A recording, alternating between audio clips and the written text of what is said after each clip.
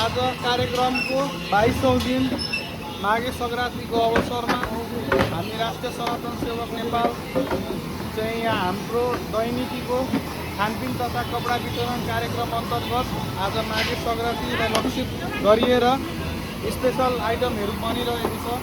जस अन्तर्गत म चाहिँ यहाँ अहिले दुध चढाउँदैछु, मतलब तपाईँहरूले बुझिहाल्नु। म यहाँबाट खिर बन्नेछ, त्यस पछाडि उता पनि तपाईँहरू हेर्न सक्नुहुन्छ। मुन्ना शाहज्यूलाई सोध्नु न के बन्दैछ। के बन्दैछ मुन्ना शाह? आज स्पेसल भनेको खिर, हजुर, पुरी अनि कोबी आलुको सब्जी। अरू यति मात्रै हो?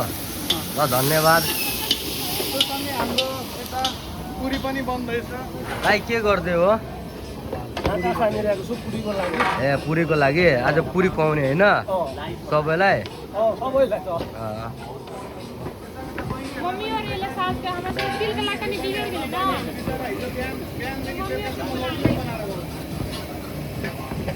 हो र, यो हाम्रो देशको पन्जियार हो।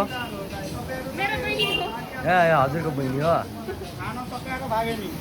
यहाँ पण्डितजी।